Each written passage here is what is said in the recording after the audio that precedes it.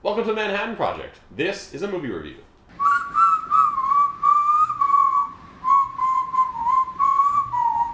So, while John and I were at the Toronto International Film Festival, we had a chance to see, separately but still together in spirit, the movie Battle of the Sexes. The new Steve Carrell, Emma Stone starring dramedy flick about the classic famed tennis match between number one in the world female tennis player Billie Jean King. That's right, of course. Billie Jean King and old retired great male tennis player Bobby Riggs. Here's some vlog footage of us separately seeing it at two different screenings.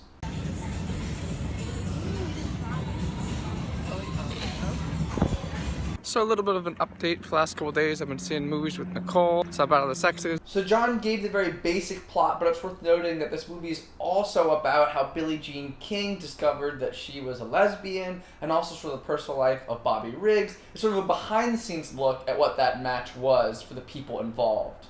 As well as like the creation of a new league that was in protest of the sort of sexist and inequality of pay during the normal U.S. Open and other like tennis league tours, whatever the official terms are. Just look at the trailer, all right? I'm gonna be the best. That way I can really change things. $100,000 to any woman who can beat Bobby Riggs. Let's play. At the very top, it's a man's world. Says who? Battle of the Sexes. So Evan, what were your expectations going into the Battle of the Sexes? I was somewhat curious because it was a sporting event that A, I knew about, and B, I heard there's a lot of Oscar buzz for Emma Stone, and then C, the trailers I'd seen made it look like kind of a fun romp. You know, we've seen a lot of these like period pieces that are super like sort of the American Hustle thing, which is like, we're gonna throw in all these period songs you love, and you're just gonna pretend like the '70s was the greatest thing ever. So I was curious. I was cautiously optimistic for it. Here's my take. Battle of the Sexes is a consistently successful and entertaining look at a real-life sports event that we all know the outcome of, thanks to some really great lead performances and some pretty sharp writing. Battle of the Sexes is a movie that I think will be forgotten pretty quickly because if she doesn't get nominated, Emma Stone that is, although she might, and she's excellent in this film, I don't think it's going to get any other award nominations. It's coming out pretty early in September. I mean, it's late September, but it's pretty early in the Oscar, like, fall movie season. This is a classic award season picture, and yet, you know, it's coming out before all the big heavy hitters. So I fear this is just kind of, you know, it's going to come and go. People are going to see it maybe a little bit, not going to have a ton of commercial success, and then perhaps get swept away by some of the bigger things like Shape of Water. And that's a shame, because it's a good movie. It really is. It's really entertaining. It has an emotional core that works. You understand the characters well. And every time it could go for sort of like the rote cliche thing, it doesn't completely subvert that, but it at least does it in an original enough way. Yeah, I guess the thing that surprised me a little bit after seeing the movie was the amount of Oscar buzz behind Emma Stone. Not that she's bad at all. In fact, she does a great job. But simply that in a very crowded year, it's actually, after seeing the movie, a little bit hard to imagine that she could go the distance. Like, maybe she'll get nominated. I don't know. Yeah, it's weird. Battle of the Sexes is a very solid movie. And having seen another movie at TIFF that was about tennis that was much worse, you can see like the merits. It's really easy to look between them and see this movie does a better job at some things with tennis than others. I did see one criticism of this movie, which I kind of agree with, which is that there's a little bit of a missed opportunity within the movie to align the two characters who aren't even that antagonistic against each other. Like, the movie doesn't necessarily pit Billie Jean King versus Bobby Riggs that much. Billie Jean King is more focused at proving herself and proving women tennis players to, I think his name is Jack Kramer. He's the head of the Tennis Association, who is very sexist and sort of represents institutional sexism. And fighting for equal pay. A lot of this is her fighting for equal right. pay and equal rights and representation of tennis players that are female. Right. The movie already starts where Billie Jean and Bobby, they're not even exactly antagonistic towards each other, but then it misses a few opportunities to make further parallels between them, and that he is a middle-aged tennis player. They keep bringing up that he's old, so that's like a factor in the match, but also like literally like he's aging. Like, how would an athlete deal with getting older and that sort of thing? The same way that she's going through a transition where she's discovering a new aspect to her sexuality that she didn't know existed. The fact that they're both could be using this match to discover new things about themselves, and instead they more just have separate goals that don't actually come in conflict with each other. She wants equal pay.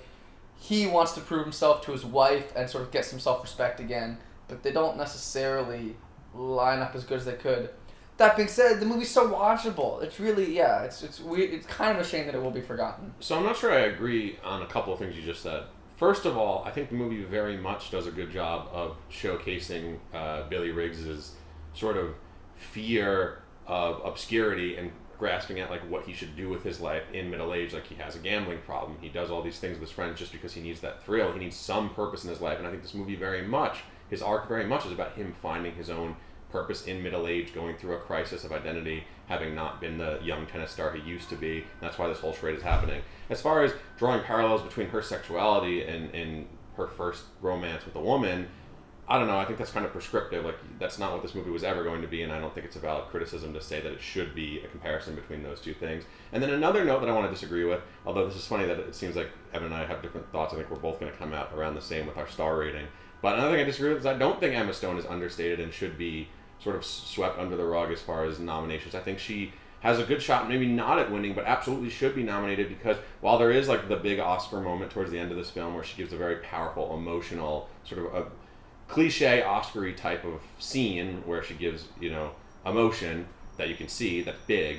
A lot of this movie, I was really impressed with how effortlessly she falls into this role of Billie Jean King. I haven't seen enough interviews, I don't know enough about the real Billie Jean King, but Emma Stone is in this movie consistently not feeling like Emma Stone, feeling like a person that's fully realized and interesting and different with the way she reacts to decision making and the way she talks to people and stuff. It always kept me interested and invested, not necessarily what I expected it to be, but it all felt consistent.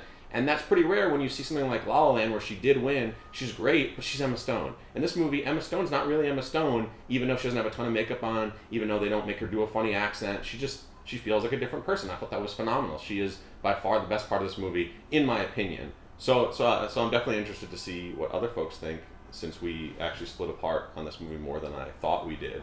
I guess the things I liked most about this movie is I thought that it's a very sensitively made movie, in that every scene had a good sort of beat to end on, the interactions between the characters, whether it's Billie Jean and her husband, Billie Jean and her lover, Bobby Riggs and his wife, whatever. There's always good conflict in the scenes, and the pacing is really good, and that way you're just always engaged. That to me was the best part of the movie. I guess, once again, I didn't think Emma Stone was bad. I just thought the character, something about it was somewhat understated for all that was happening, which is good in the sense you don't want melodrama, but bad in the sense, not bad, just less impressive, I suppose, than other performances I've seen. Yeah, I'm just surprised, because this is probably the best female performance I've seen this year. Maybe Sally Hawkins in The Shape of Water, but other than that, or like Saoirse Ronan and Lady Bird, we'll get to these movies later in the fall. But I was really impressed by Emma Stone. Yeah, overall we can both agree it's not a perfect movie though. It's not going to win Best Picture, nor should it. It's not necessarily aiming for that either. One last thing I will say about it that impressed me is that it made tennis a lot more interesting than Borg McEnroe did, which is another movie we saw at the festival, where it's just super intense, in-your-face, loud, fast tennis. Shut up. This film goes with the decision to shoot tennis more traditionally, like it's actually broadcasted on television. It's only one angle you see in the entire final match from. And like we said before, most people going into this movie probably already know the outcome. We won't spoil it here in case you don't. But they don't play it up for too much excitement, and yet it's still very watchable. You get the emotion of the characters. You get to see them on the sidelines reacting in ways that felt realistic for the character changes and how they'd react to this climax, as opposed to, again, a movie like Borg McEnroe, which we'll talk about later, that is a little bit lazier with its film tricks in selling how the characters are reacting to this final battle. So yeah, overall, Battle of the Sexes for me is a very watchable movie. If you have nothing else to see this weekend and it's out near you, or next weekend, or whenever it goes wide, I would say check it out, give it a chance. It's an 8 out of 10 for me, a 3 out of 4, maybe 3.5. It's just one of those really good movies that doesn't have to be the end of the world or the best thing ever made, but that's okay, because it's still better than 95% of the shit you see throughout the rest of the year, like Friend Request or whatever the hell else is coming out this weekend. I don't have a metaphor. I saw 23 or 24 movies in a week, so it's not going to happen. But like John said, it's a real solid movie. I think that tennis is a really good sport to make sports movies about, because it lends itself so easily to metaphor and to other stuff, and this is just an example of a movie that is a sports movie if you want to see a sports movie, and just a really good movie if you don't give a shit about sports and you just want to see a good, fun, semi-prestige movie with actors you like.